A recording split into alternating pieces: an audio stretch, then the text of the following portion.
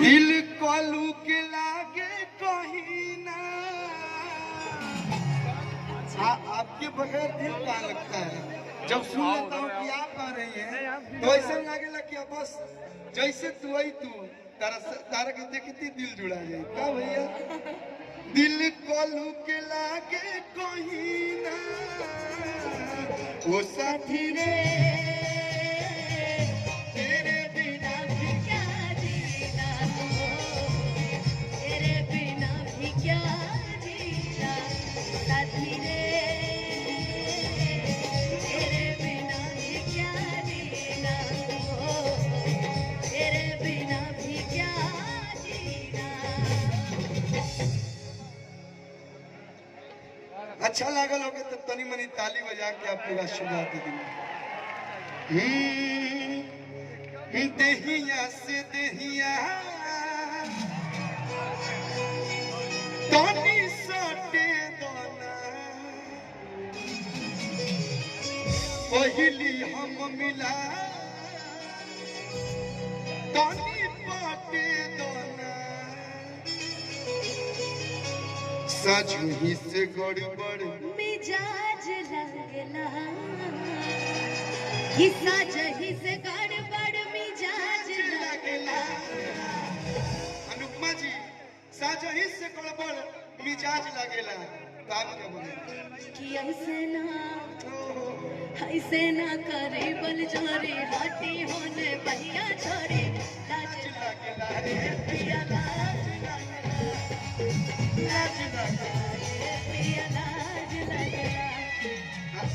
Sorry sorry अरे तू ही हो। अच्छा वेलकम। सब भैया लोग कहता लोग कि कलुआ खाली गाने गावता, जैसे एल्बमवा में फिल्मिया में नाचेला वैसे नाचत नहीं की। तनी मनी डांस हो जाए भैया। देखी विधायक जी हमारा हिप हॉप में आवेला, लेकिन तनी मनी वह भोजपुरी में जौन करे आवेला भैया वह करत तनी। लेकिन आप लोग एक बार हल्ला करके अनुपमा जी के भी कहलू कि हमारे साथ तनी मनी डांस कर ले।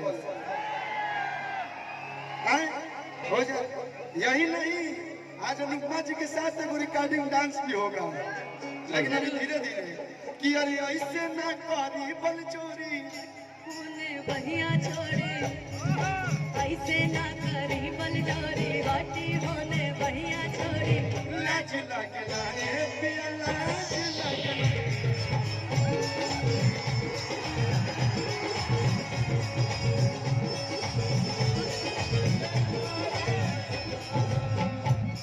देहिया से देहिया तनी सटे दोना पहली हम मिला तनी पाटे दोना। थोड़ा इसको बनाइए।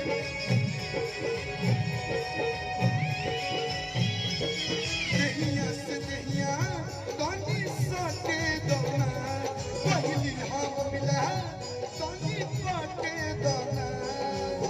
साजही से गड़बड़ मिजाज लगला, साजही से गड़बड़ मिजाज लगला। हम ना छोड़े अरे ऐसे ना करी बल जोरी हाथी होने भैया छोरी अल्लाह चला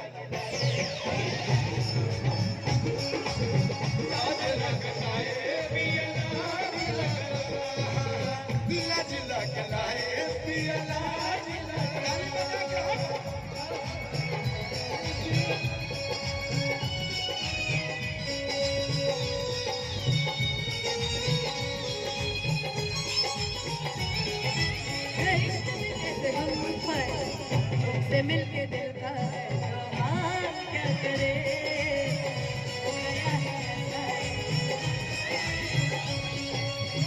से मिलके दिल का हाल क्या करे, गया है लाज लगला रे पिया लाज लगला, लाज लगला रे पिया लाज लगला।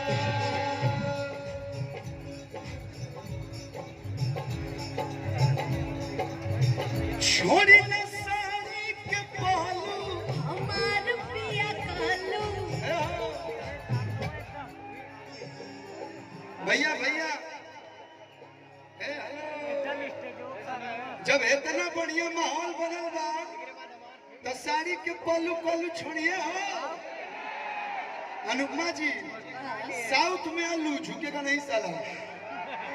साउथ में आलू, बॉलीवुड में सल्लू और भोजपुरी में बदलापुर महोत्सव में आयल बा आपका कल्लू। तो आज झुकेगा नहीं साला। तो छोड़िए ना साड़ी के पहलू हमार पिया कल्लू। ई देह अभिनरमी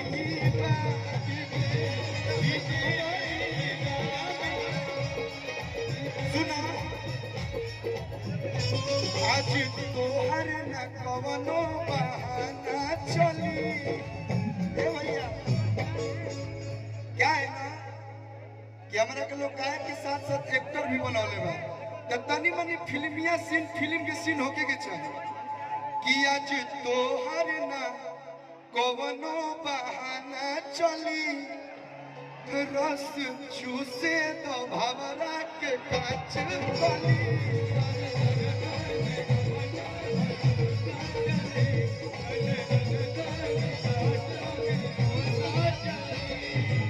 सजही से गड़बड़ मिजाज लगला।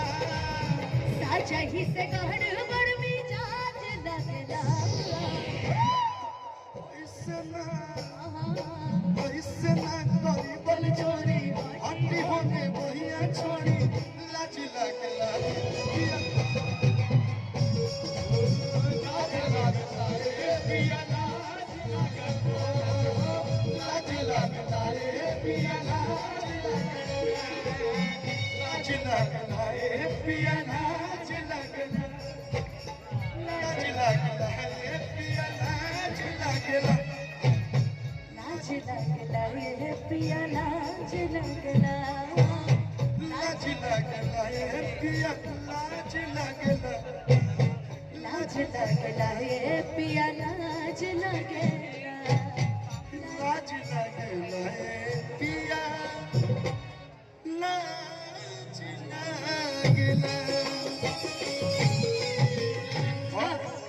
पहला ऐसा प्रोग्राम है जो हमने के दोनों आदमी इतना बढ़िया से झूमत नहीं सो। नहीं तो हर जगह का अलग तू गावे अलग गावे हम अलग गाने चल जाए ना। आज हम लोग का डांस करने का सपना पूरा हो गया। बिल्कुल। और बहुत बहुत धन्यवाद विवेक भैया के। हेलो एक बार इनके लिए जोरदार ताली बजा दीजिए। बहुत बहुत धन्यवाद। देखिए क्या होता है, शादी भी आप ही ना अगुआ के ना होला। तो आपने हमको बदलापुर महोत्सव में बुलाया, विधायक जी से मिलवाया, इसके लिए सारा आप ही को क्रेडिट जाता। दिल से बहुत बहुत धन्यवाद। और जौनपुर के धरती से हम बहुत पहले से जुड़ल बानी। हमने के फिल्म के जौन भी शूटिंग जौनपुर में होला सर। और आपसे वादा करके, आपसे वादा लेके जाते हैं कि अगला अगर कल्लू का उत्तर प्रदेश में शूटिंग होगा तो वो बदलापुर में ही होगा। और उसकी सारी जिम्मेदारी, सारा परमिशन से लेके रहे सब हमारे विधायक जी कर रही है। तो एक बार एक भाई को बुलाना चाहूंगा जो इस कार्यक्रम के लिए बहुत मेहनत किया, सिद्धार्थ भाई। एक बार इसके लिए भी जोरदार ताली बजा के स्वागत कर लीजिए। बहुत बहुत धन्यवाद भाई। और जौनपुर हमारा साथ 12 साल से जुड़ल बा। आज हम फिल्म में तनी मनी सुंदर बने, हमारा के और भी सुंदर बना दे हमारे शमशू दादा जो मेरे मेकअप आर्टिस्ट है शाहगंज से हैं।